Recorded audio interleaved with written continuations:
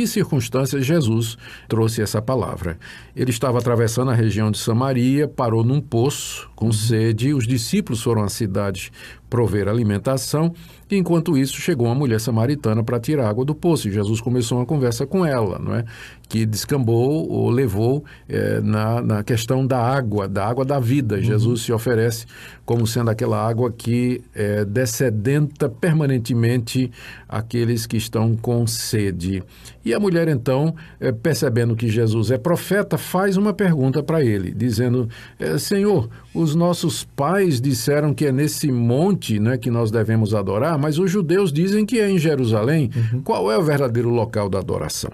Aqui nós temos que lembrar que a mulher era samaritana. Quando houve a divisão do Reino do Norte, cuja capital ficou sendo Samaria, e o Reino do Sul, a capital ficou sendo Jerusalém, os samaritanos instituíram, através do rei Jeroboão, o culto ao bezerro de ouro, lá em Samaria. Eles edificaram um templo, construíram 2 bezerros de ouro e disseram, estes são os deuses que te tiraram, ó Israel, da terra do Egito. E começou o culto ao bezerro lá em Samaria, na verdade, na cidade de Betel, né? E no Reino do Sul permanecia o templo de Salomão, que havia sido construído conforme determinação de Deus, Deus dizendo que ele só seria adorado ali, no Monte Sião, onde havia o templo, onde estava estabelecido o templo erigido por Salomão. E era lá que estavam os sacerdotes, era lá que estava o altar do sacrifício, era lá que estava a Arca da Aliança. E aí, então, o Reino do Norte e o Reino do Sul se desenvolveram como sendo 2 religiões opostas. Ambas professavam adorar o mesmo Deus, o Criador dos céus e da terra, o Deus de Israel, mas uma tinha o culto centralizado lá em Samaria, em Betel, e outro tinha o culto centralizado em Jerusalém, onde estavam os sacerdotes, o altar, a arca, enfim, os levitas e tudo mais. E essa é a pergunta, então, que a mulher está fazendo. Ela, como samaritana, ela cresceu ouvindo que o culto verdadeiro a Deus era aquele que era oferecido em Samaria. Não é? Era um culto misto, havia a influência sincretista, e, por outro lado, havia aquele culto que era feito em Jerusalém. A pergunta dela é, onde adorar a Deus? Qual é o local verdadeiro de adoração? Isso. A resposta de Jesus foi, Deus procura adoradores. Primeiro, o Deus da Bíblia é um Deus que quer ser adorado. Ele busca quem o adore. É por essa razão que ele criou o mundo. É por essa razão que ele criou a humanidade e estabeleceu o plano da redenção, porque ele buscava adoradores, pessoas que manifestassem a sua glória, pessoas que o servissem, pessoas que vivessem para o louvor da sua glória.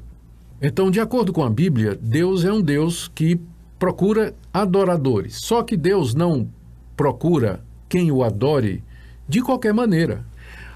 Existe um modo certo pelo qual Deus deseja ser adorado. Ele não aceita adoração que não seja de acordo com os padrões que ele estabeleceu. Sim. Então, ao responder à mulher que Deus procura quem o adora em espírito e em verdade, Jesus está estabelecendo esse ponto fundamental, Natsan, que nós não podemos adorar Deus da forma que nós imaginamos. Nós não podemos criar formas de adoração. Nós não podemos inventar culto a Deus, mas nós temos que saber de que maneira ele deseja ser adorado. E aqui Jesus nos dá 2 dos princípios relacionados com a adoração e que se constitui naquele culto que Deus aprova e para o qual ele busca pessoas. O primeiro é que Deus é espírito e importa que os seus adoradores o adorem em espírito.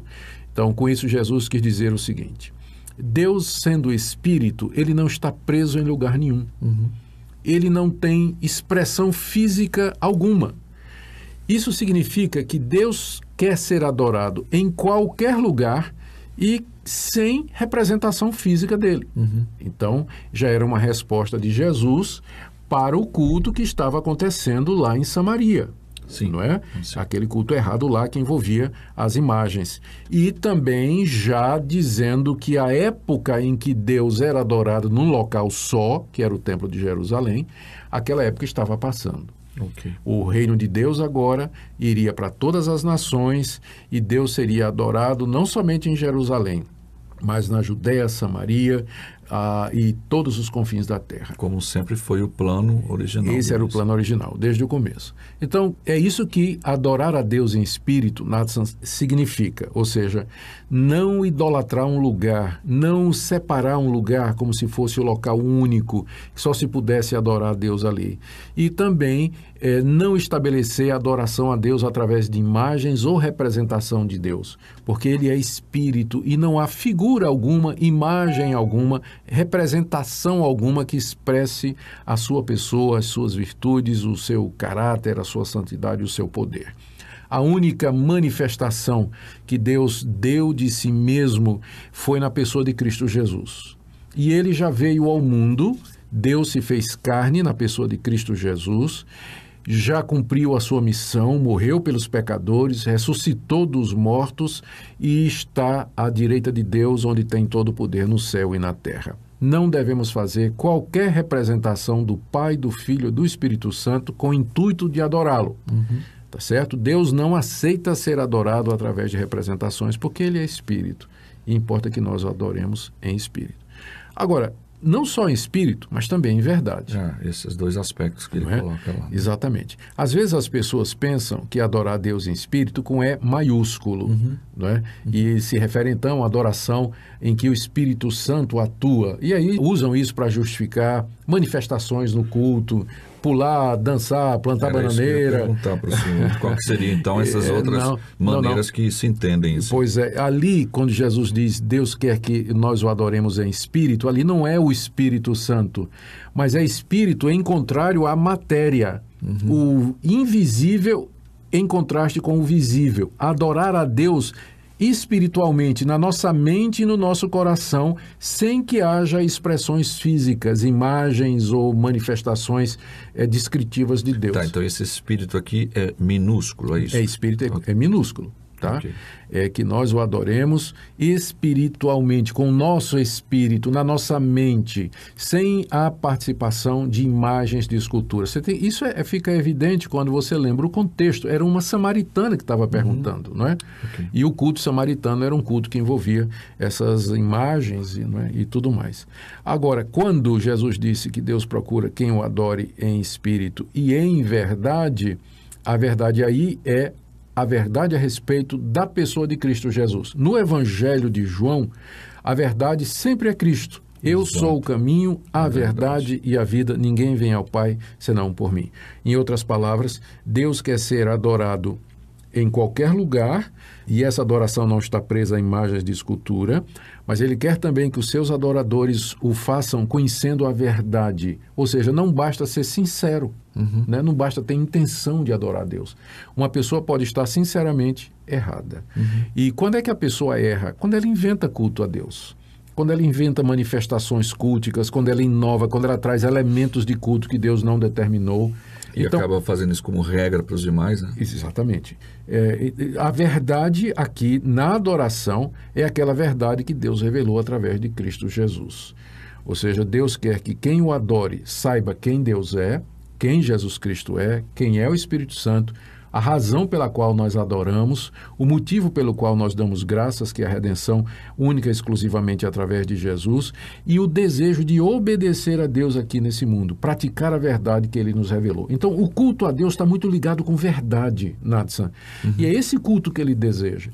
Hoje em dia, as pessoas parecem ignorar isso, e eles acham que o culto e a adoração é pura emoção. É sentimento, é expressar livremente aquilo que você está sentindo, e a verdade, que é realmente o que provoca a verdadeira adoração, ela fica em segundo plano. Acaba tendo um lugar místico, uma localização, como a mulher samaritana já estava querendo aí, saber, e esquece da essência, né? Exatamente. Por que o culto samaritano não era aceitável a Deus? Porque não era em verdade. Não era baseado na verdade, na revelação de Deus. De que forma a verdade está ligada ao culto, Natsan? Eu penso da seguinte maneira. Quando eu medito em quem Deus é, na pessoa de Cristo, a beleza do seu ser, as suas naturezas divina e humana, o sacrifício dele na cruz do Calvário, a sua glória como ressurreto e assentado à direita de Deus no trono, isso provoca adoração em mim. Meu espírito se curva diante desse Deus em gratidão, em reconhecimento e de respeito e desejo de servi-lo. Então, a verdade é quem provoca, cria aquele desejo de adoração. Eu fico com muita pena de dirigente de louvor. Eu vou, às vezes, pregar em algumas igrejas e está lá o dirigente de louvor querendo animar o pessoal e dizendo assim, vamos lá, gente, anima. Ele precisa da gente, lá, se não adorar, Deus vai ficar lá vamos triste. Fazer aí, cumprimente seu irmão do lado, diga, você é lindo, e vou fazer um trenzinho de Jesus aqui e tal. Eu fico com pena deles querendo instalar, a adorar. Agora, eu penso o contrário.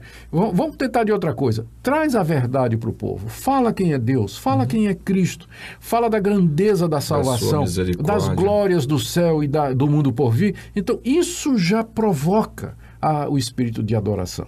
Então, Deus procura quem o adore em espírito e em verdade. Adoração espiritual, sem representação física, sem estar ligada a um lugar especificamente, e também que é baseada na verdade. Então, isso é que é o verdadeiro adorador.